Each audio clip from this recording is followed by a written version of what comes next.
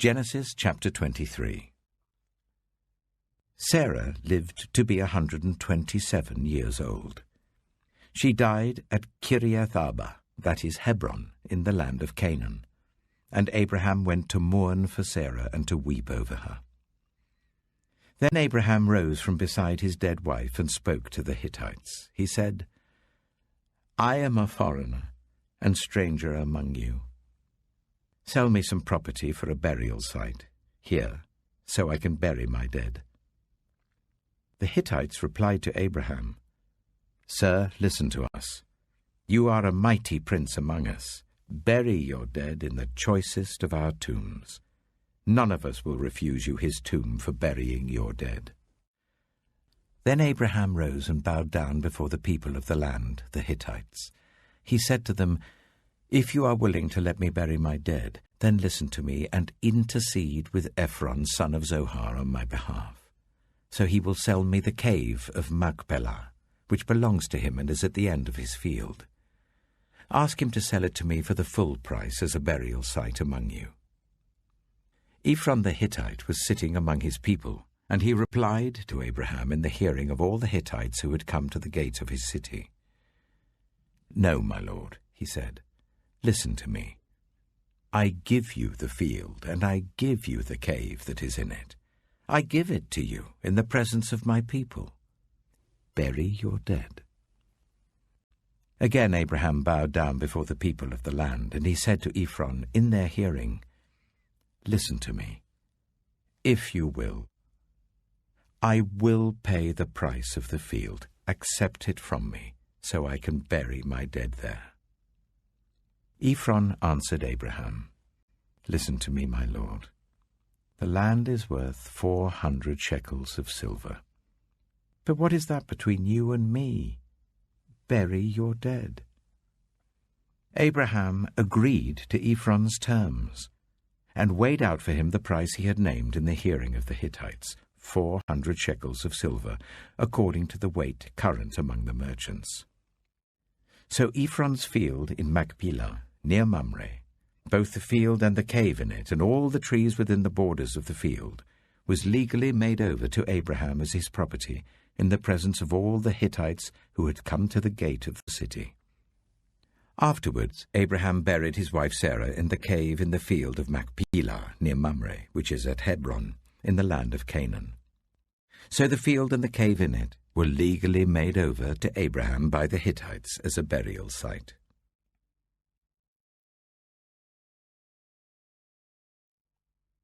Genesis chapter 24.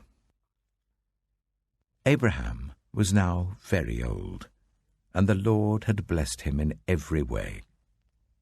He said to the senior servant in his household, the one in charge of all that he had, Put your hand under my thigh.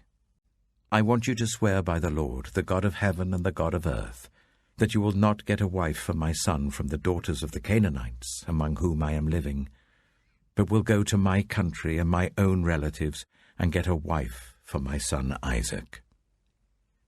The servant asked him, What if the woman is unwilling to come back with me to this land? Shall I then take your son back to the country you came from? Make sure that you do not take my son back there, Abraham said.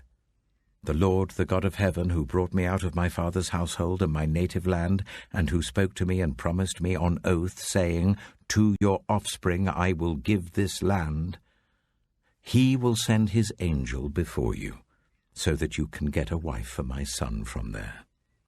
If the woman is unwilling to come back with you, then you will be released from this oath of mine. Only do not take my son back there. So the servant put his hand under the thigh of his master Abraham, and swore an oath to him concerning this matter. Then the servant left, taking with him 10 of his master's camels, loaded with all kinds of good things from his master. He set out for Aram Naharaim, and made his way to the town of Nahor. He made the camels kneel down near the well outside the town. It was toward evening, the time the women go out to draw water.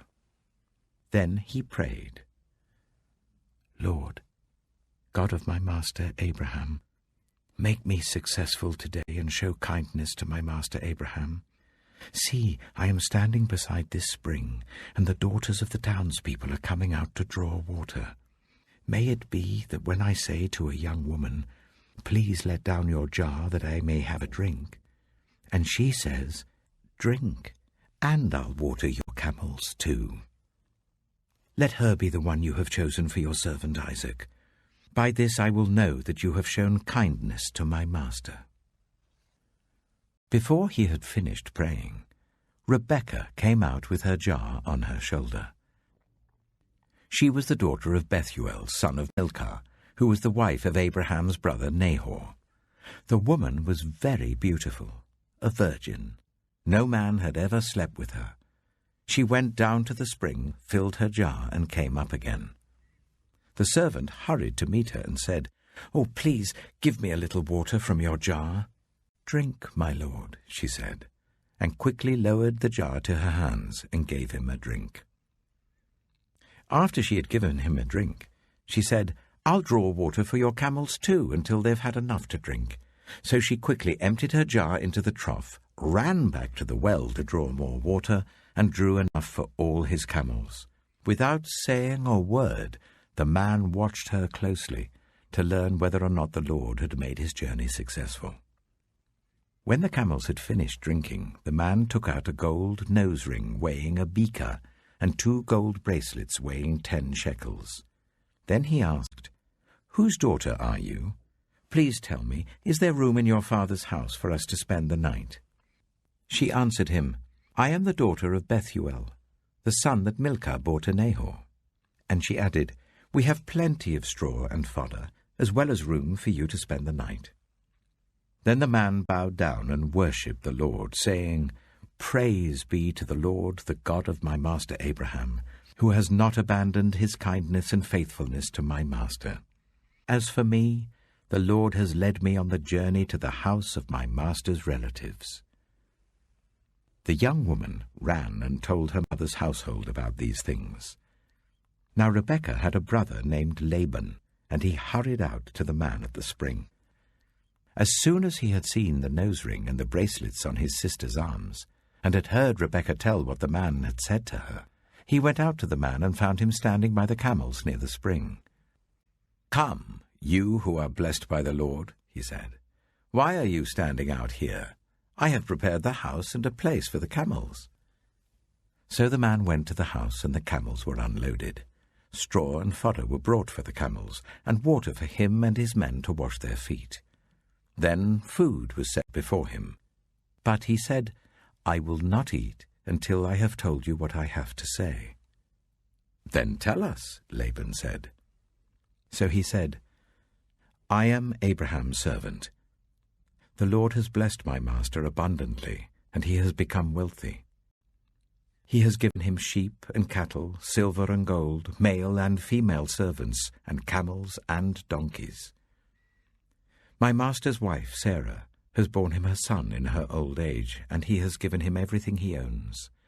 And my master made me swear an oath, and said, 'You must not get a wife for my son from the daughters of the Canaanites in whose land I live, but go to my father's family, to my own clan, and get a wife for my son.' Then I asked my master, 'What if the woman will not come back with me?' He replied, 'The Lord before whom I have walked faithfully will send his angel with you and make your journey a success, so that you can get a wife for my son, from my own clan and from my father's family. You will be released from my oath if, when you go to my clan, they refuse to give her to you.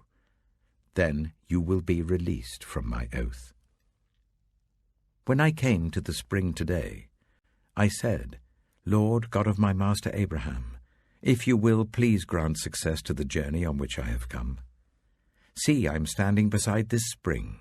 If a young woman comes out to draw water, and I say to her, "Please let me drink a little water from your jar," and if she says to me, "Drink, and I'll draw water for your camels too," let her be the one the Lord has chosen for my master's son." Before I finished praying in my heart, Rebekah came out with her jar on her shoulder. She went down to the spring and drew water, and I said to her, Please give me a drink." She quickly lowered her jar from her shoulder and said, "Drink, and I'll water your camels too." So I drank, and she watered the camels also. I asked her, "Whose daughter are you?" She said, "The daughter of Bethuel, son of Nahor, whom Milcah bore to him." Then I put the ring in her nose and the bracelets on her arms, and I bowed down and worshipped the Lord. I praised the Lord, the God of my master Abraham, who had led me on the right road to get the granddaughter of my master's brother for his son. Now, if you will show kindness and faithfulness to my master, tell me. And if not, tell me, so I may know which way to turn." Laban and Bethuel answered, "This is from the Lord. We can say nothing to you one way or the other. Here is Rebekah.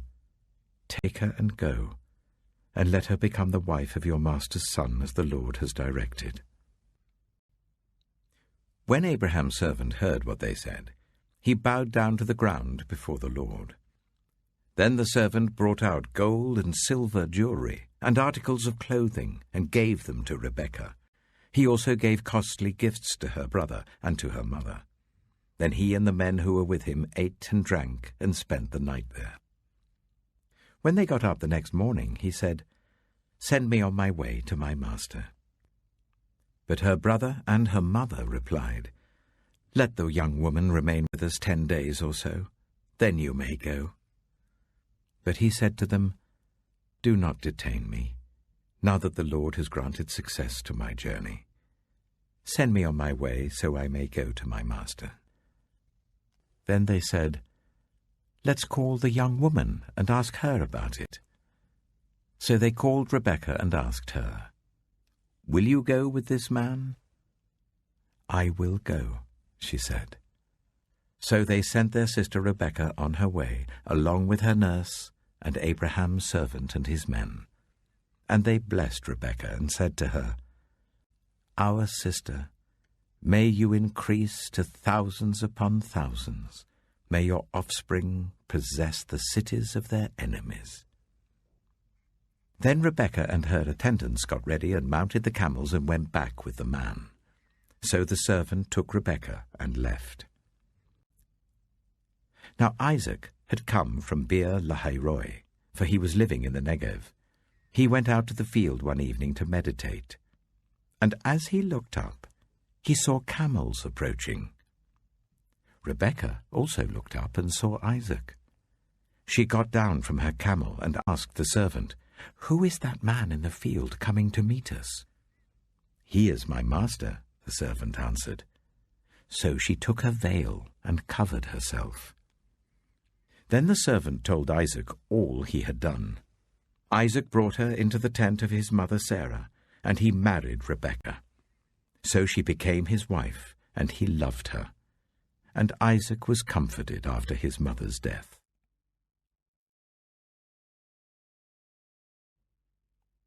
Genesis chapter 25. Abraham had taken another wife, whose name was Keturah. She bore him Zimran, Jokshan, Medan, Midian, Ishbak, and Shua. Jokshan was the father of Sheba and Dedan. The descendants of Dedan were the Ashurites and Letoshites and the Lumites. The sons of Midian were Ephah, Ephah, Hanok, Abida, and Eldaah. All these were descendants of Keturah. Abraham left everything he owned to Isaac. But while he was still living, he gave gifts to the sons of his concubines and sent them away from his son Isaac to the land of the east. Abraham lived 175 years. Then Abraham breathed his last and died at a good old age, an old man and full of years, and he was gathered to his people. His sons Isaac and Ishmael buried him in the cave of Machpelah, near Mamre, in the field of Ephron, son of Zohar the Hittite, the field Abraham had bought from the Hittites. There Abraham was buried with his wife Sarah. After Abraham's death, God blessed his son Isaac, who then lived near Beer Lahairoi. This is the account of the family line of Abraham's son Ishmael, whom Sarah's slave Hagar the Egyptian bore to Abraham. These are the names of the sons of Ishmael, listed in the order of their birth. Nebaioth, the firstborn of Ishmael, Kedah, Adbeel, Mibsam, Mishma, Duma, Massa, Hadad, Tema, Jitor, Nephish, and Kadema. These were the sons of Ishmael, and these are the names of the 12 tribal rulers according to their settlements and camps. Ishmael lived 137 years. He breathed his last and died, and he was gathered to his people. His descendants settled in the area from Havilah to Shur, near the eastern border of Egypt as you go towards Ashur. And they lived in hostility toward all the tribes related to them. This is the account of the family line of Abraham's son Isaac. Abraham became the father of Isaac, and Isaac was 40 years old when he married Rebekah, daughter of Bethuel the Aramean from Paddan Aram, and sister of Laban the Aramean. Isaac prayed to the Lord on behalf of his wife because she was childless. The Lord answered his prayer, and his wife Rebekah became pregnant. The babies jostled each other within her, and she said, "Why is this happening to me?" So she went to inquire of the Lord. The Lord said to her, "2 nations are in your womb, and 2 peoples from within you will be separated. 1 people will be stronger than the other, and the older will serve the younger." When the time came for her to give birth, there were twin boys in her womb. The first to come out was red, and his whole body was like a hairy garment, so they named him Esau. After this his brother came out, with his hand grasping Esau's heel, so he was named Jacob. Isaac was 60 years old when Rebekah gave birth to them. The boys grew up, and Esau became a skillful hunter, a man of the open country, while Jacob was content to stay at home among the tents. Isaac, who had a taste for wild game, loved Esau, but Rebekah loved Jacob. Once, when Jacob was cooking some stew, Esau came in from the open country, famished. He said to Jacob, "Quick, let me have some of that red stew. I'm famished." That is why he was also called Edom. Jacob replied, "First sell me your birthright." "Look, I am about to die," Esau said. "What good is the birthright to me?" But Jacob said, "Swear to me first." So he swore an oath to him, selling his birthright to Jacob. Then Jacob gave Esau some bread and some lentil stew. He ate and drank, and then got up and left. So Esau despised his birthright.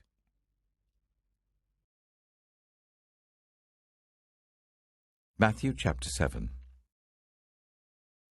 Do not judge, or you too will be judged. For in the same way as you judge others, you will be judged, and with the measure you use, it will be measured to you. Why do you look at the speck of sawdust in your brother's eye and pay no attention to the plank in your own eye? How can you say to your brother, "Let me take the speck out of your eye," when all the time there is a plank in your own eye? You hypocrite! First take the plank out of your own eye, and then you will see clearly to remove the speck from your brother's eye. Do not give dogs what is sacred. Do not throw your pearls to pigs. If you do, they may trample them under their feet and turn and tear you to pieces. Ask, and it will be given to you. Seek, and you will find. Knock, and the door will be opened to you. For everyone who asks receives, the one who seeks finds, and to the one who knocks the door will be opened. Which of you, if your son asks for bread, will give him a stone? Or if he asks for a fish, will give him a snake? If you then, though you are evil, know how to give good gifts to your children, how much more will your Father in heaven give good gifts to those who ask him? So in everything, do to others what you would have them do to you. For this sums up the law and the prophets. Enter through the narrow gate, for wide is the gate and broad is the road that leads to destruction, and many enter through it. But small is the gate and narrow the road that leads to life, and only a few find it. Watch out for false prophets. They come to you in sheep's clothing, but inwardly they are ferocious wolves. By their fruit you will recognize them. Do people pick grapes from thorn bushes or figs from thistles? Likewise every good tree bears good fruit, but a bad tree bears bad fruit. A good tree cannot bear bad fruit, and a bad tree cannot bear good fruit. Every tree that does not bear good fruit is cut down and thrown into the fire. Thus, by their fruit, you will recognize them. Not everyone who says to me, Lord, Lord, will enter the kingdom of heaven, but only the one who does the will of my Father who is in heaven. Many will say to me on that day, Lord, Lord, did we not prophesy in your name, and in your name drive out demons, and in your name perform many miracles? Then I will tell them plainly, I never knew you. Away from me, you evildoers. Therefore, everyone who hears these words of mine and puts them into practice is like a wise man who built his house on the rock. The rain came down, the streams rose, and the winds blew and beat against that house, yet it did not fall, because it had its foundation on the rock. But everyone who hears these words of mine and does not put them into practice is like a foolish man who built his house on sand. The rain came down, the streams rose, and the wind blew and beat against that house, and it fell with a great crash. When Jesus had finished saying these things, the crowds were amazed at his teaching, because he taught as one who had authority, not as their teachers of the law.